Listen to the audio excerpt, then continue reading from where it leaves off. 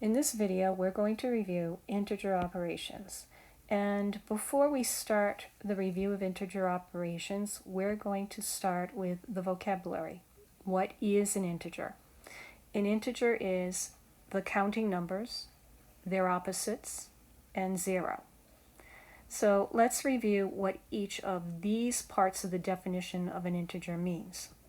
First of all, counting numbers. The counting numbers are the numbers we use to count with, 1, 2, 3, 4, and so on.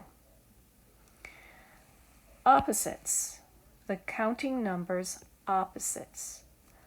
Opposites of counting numbers are two numbers that are the same distance from zero on the number line. So examples of opposites are -4 and 4, 12 and -12.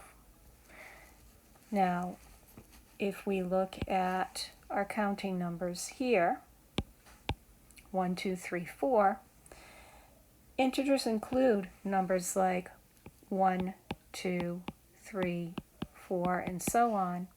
Their opposites, -1, -2, -3, -4, and so on, and 0.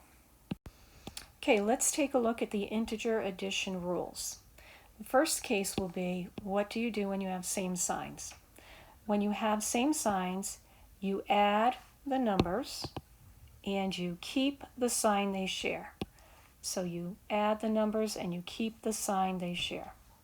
So if we look at these examples on the bottom, I have 4 plus 6. I have a positive plus a positive. We just add those two numbers together, 4 plus 6 is 10, and we keep the sign they share. They're both positive, so 10 is positive.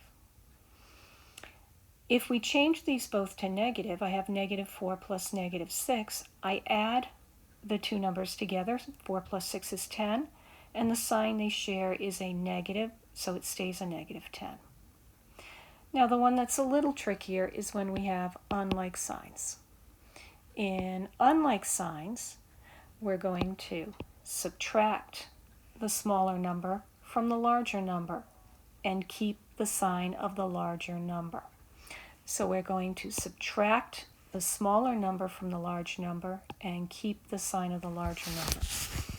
So in this case, in this example, I have -4 plus 6. 6 is the larger number. So if I subtract 6 minus 4, I get a 2.